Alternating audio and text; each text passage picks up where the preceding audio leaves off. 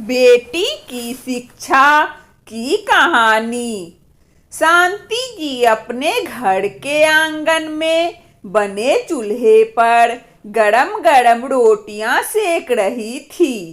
चूल्हे के पास बैठे उनके पति राम लखन जी खाना खा रहे थे। सुबह 5 बजे दोनों उठ जाते थे। शांति जी सुबह पहले गुड़ की चाय बनाती, जिसे पीकर राम लखन जी नहाने चले जाते। कुएं से पानी खींचकर नहाते, फिर पूजा पाठ करते। बाद में खाना खाने के लिए चूल्हे के पास आकर बैठ जाते। आज भी राम लखन जी खाना खा रहे थे।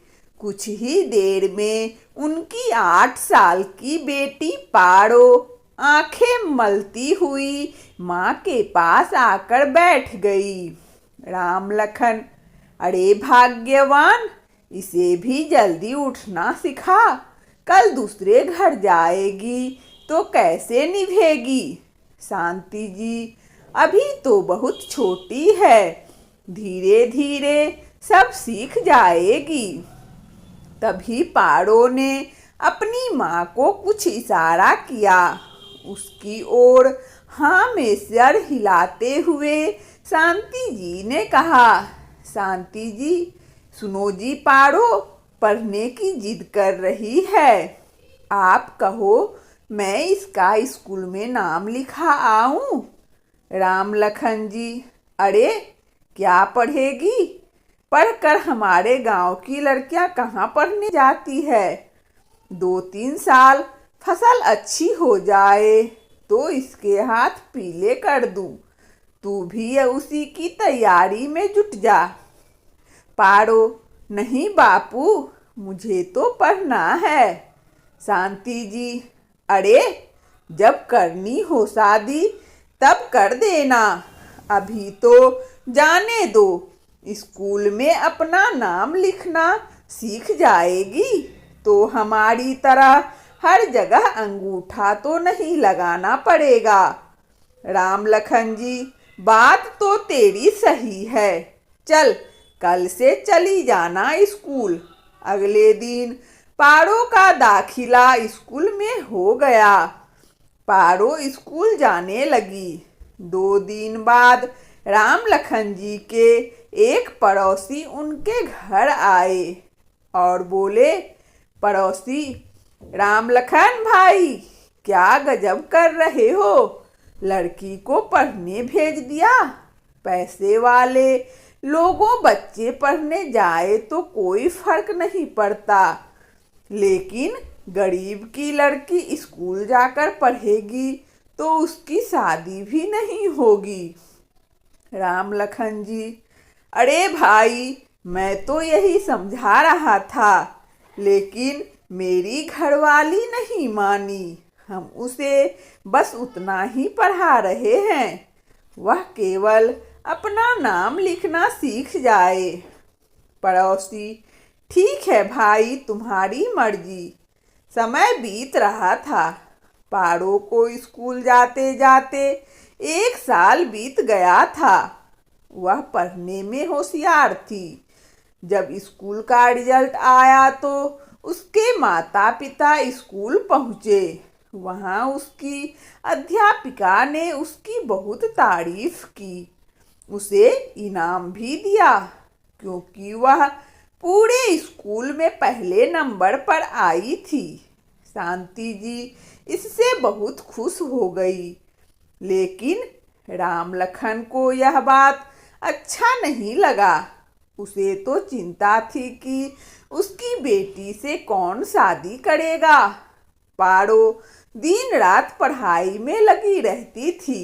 इसी तरह कई साल बीत गए। एक दिन राम लखन ने घर पर बताया, राम लखन जी सुन भाग्यवान, मुझे किसी ने बताया है कि पड़ोस के गांव में एक लड़का है, बहुत सुंदर है, घर की खेती है। मैं सोच रहा था अपनी पारो के लिए बात चलाकर देखता हूँ। शांति जी, देखो जी, अभी बिटियां पढ़ रही है, शादी की जल्दी मत करो। राम लखन जी, तेरा दिमाग खराब हो गया है। तूने कहा था बस अपना नाम लिखना सीख जाए। शांति जी, जी मैं मानती हूँ मैंने कहा था, लेकिन तब मुझे कहाँ पता था कि हमारी बेटी इतनी पढ़ाई करेगी कि पूरे स्कूल में पहले नंबर पर आएगी। पिछले 4 साल से लगातार पहले नंबर पर आ रही है। हर साल उसे इनाम मिलता है। राम लखन जी, शादी की उम्र तो हो चुकी, बाद में रिश्ता नहीं मिलेगा। शांति जी, मिल जाएगा। पूरी गांव में अकेली लड़की होगी पढ़ी लिखी, घर बैठे रिश्ते आएंगे इसके। दोनों बहस कर रहे थे, तभी पारो वहां आ गई और बोली, पारो बापू, मैं पढ़कर अच्छी सी नौकरी करना चाहती हूँ। यह सुनकर राम लखन जी आग बबूला हो गए। राम लखन जी देखा, हो गया ना लड़की का दिमाग खराब, अब हम इसकी कमाई खाएंगे क्या? मैं आज ही बात करता हूँ, जल्द से जल्द इसकी शादी कर दूंगा। अगले दिन राम लखन जी दूसरे गांव गए और रिश्ते की बात कराए। 1 सप्ताह बाद वे लोग आकर पारो को देख गए और बात पक्की हो गई।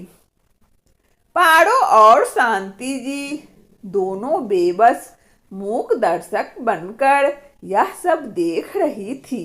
घर में शादी की तैयारियां शुरू हो गई। राम लखन जी, शांति जी दोनों शादी की तैयारियों में जुट गए। अब रिश्ता पक्का हो गया तो क्या भी किया जा सकता है। पारो की शादी का दिन आ गया।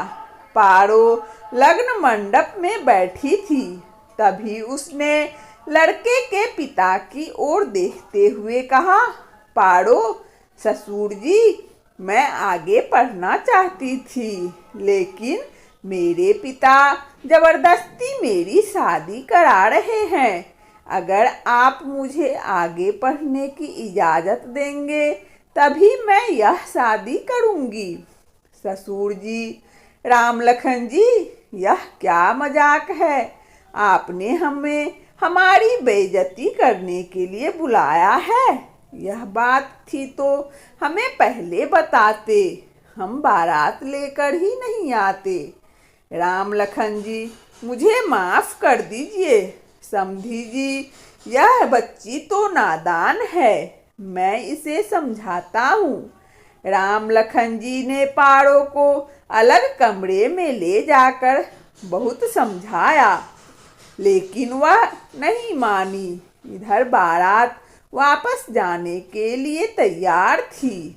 राम लखन जी सबको समझाने की कोशिश कर रहे थे, लेकिन लड़के पिता बारात वापस ले जाने की जिद पर अड़े थे। राम लखन जी ही उनके आगे हाथ जोड़कर गिड़गिड़ा रहे थे। तभी कुछ ऐसा हुआ जिसकी किसी ने कल्पना भी नहीं की थी। दूल्हा अपने पिता के पास गया और बोला, दूल्हा, पिताजी, आपने मुझे पढ़ा लिखा कर काबिल बना दिया, तो मैं किसी अनपढ़ गवार से शादी करूंगा? यह तो हमारा नसीब अच्छा है कि हमें ऐसी लड़की मिल रही है जो आगे पढ़ना चाहती है। अगर हम इसे आगे पढ़ने की इजाज़त दे दे तो इसमें क्या हर्ज है? मैंने तो इस लड़की से शादी के लिए हाँ इसलिए की थी कि हमारे दोनों गांव में केवल एक लड़की है जो पढ़ रही है। उसकी बात सुनकर सब दंग रह गए। आखिरकार दूल्हे के पिता मान गए। धूमधाम से शादी हुई। उसके बाद पारो आगे पढ़ती रही। एक दिन उसकी सरकारी नौकरी लग गई। अब वह उस गांव में जहां उसकी ससुराल थी अध्यापिका बनकर स्कूल में पढ़ाने लगी और पूरे गांव में घर घर जाकर लड़कियों को आगे पढ़ने के लिए मनाने लगी। कुछ ही दिनों में बहुत सी लड़कियां स्कूल आने लगी। वंदना स्टोरी चैनल में इस कहानी को सुनने के लिए आप सभी श्रोताओं को बहुत बहुत धन्यवाद।